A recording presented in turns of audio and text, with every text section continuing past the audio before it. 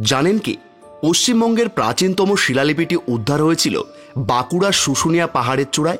এই শিলালিপি বাঁকুড়া জেলার ইতিহাসের প্রথম খোদাই লিখন। শুশুনিয়া পাহাড়ের চূড়ায় যে শিলালিপিটি রয়েছে সেটি তৎকালীন মহারাজ সিংহবর্মার পুত্র মহারাজ চন্দ্রবর্মার। শিলালিপির স্থানটি পরিচিত জমধারা নামে। এই পাহাড়েই রয়েছে এক আশ্চর্য ঝর্ণা। এই জলধারার জলের উৎস জানেন না কেউই, তবে ঝর্ণার মুখে লক্ষ্য করা যায় পাথরের নরসিংহ মূর্তি। এই এলাকা যেন ইতিহাসের খনি। উদ্ধার হয়েছে বহু প্রস্তরযুগীয় প্রত্ন সামগ্রী। চলুন আজ আমরা পৌঁছে যাই বাঁকুড়া জেলার শুশুনিয়া পাহাড়ে, আর সেখান থেকে খুঁজে আনি ইতিহাসের প্রাচীন অধ্যায়।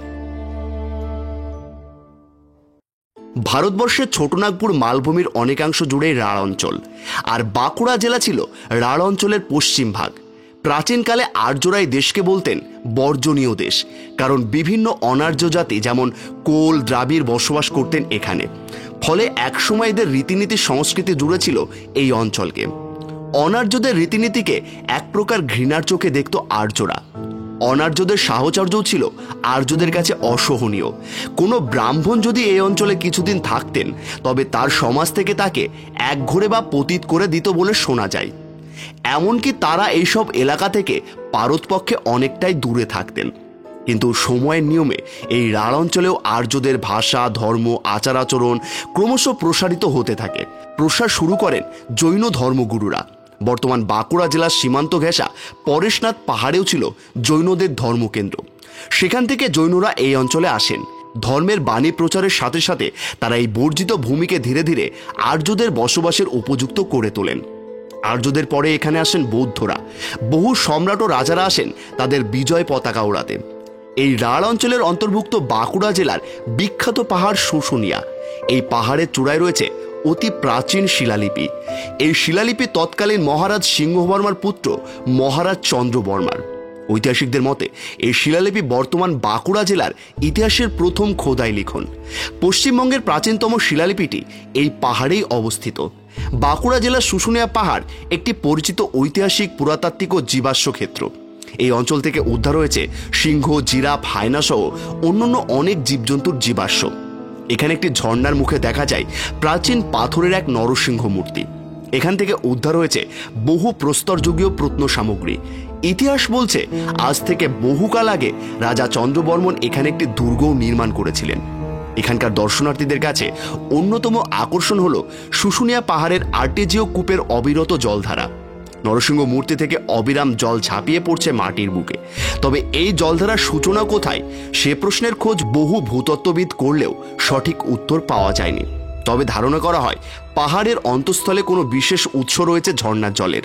তবে স্থানীয়রা বলেন এই উৎসের এখনো পর্যন্ত নির্দিষ্ট প্রমাণ মেলেনি।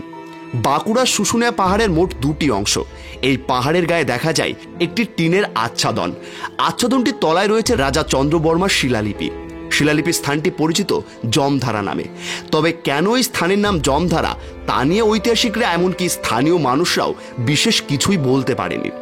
শোনা যায় চন্দ্রবর্মা তার বিজয় কীর্তি খোদাই করেছিলেন যে শিলালিপিটিতে, বর্তমানে উৎসাহী পর্যটকরা তাদের নাম খোদাই করে সেটিকে সম্পূর্ণ বিকৃত করে দিয়েছে।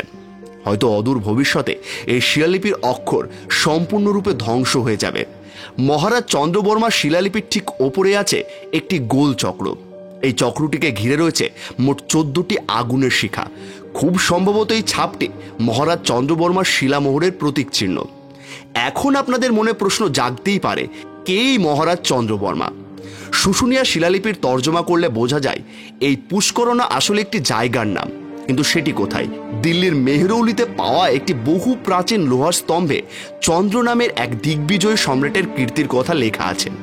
এলাহাবাদ এক দুর্গে সম্রাট অশোকের এক শিলাস্তম্ভেও উল্লেখ পাওয়া যায় মহারাজ চন্দ্রবর্মার।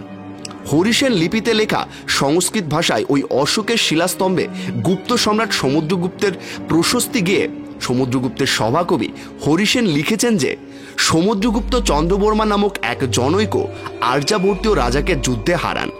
শুশুনিয়ায় প্রাপ্ত একটি খ্রিস্টীয় 4th শতাব্দীর শিলালিপি থেকে জানা যায় চন্দ্রবর্মনের রাজধানী ছিল পুষ্করণা শহর, যেটি বর্তমানে পোখর্ণা নামে পরিচিত।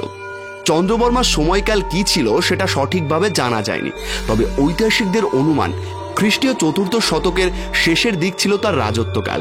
মহারাজ চন্দ্রবর্মা শুশুনিয়া পাহাড়ে একটি দুর্গ নির্মাণ করে বেশ কিছুদিন ছিলেন। এর বেশ কিছু প্রমাণও পেয়ে গিয়েছেন ঐতিহাসিকরা। মহারাজ চন্দ্রবর্মার রাজত্ব এখন ইতিহাস। বহু বৎসর আগেই লুপ্ত হয়েছে শুশুনিয়া পাহাড়ে তার দুর্গ। দুর্গম বর্জিত অঞ্চল এখন হয়েছে মানুষের বসবাসের উপযুক্ত। আর্য জাতির ভবিষ্যৎ প্রজন্ম এখন হোটেল রেস্তোরাঁ বানিয়ে ক্রমশ দখল করছে প্রাচীন এই অরণ্য আর পাহাড়কে। তবু এই বিস্তর পরিবর্তনের মাঝেও প্রাচীন ইতিহাস যেন মোড়ে মোড়ে রহস্য তৈরি করছে শুশুনিয়ার আনাচে কানাচে।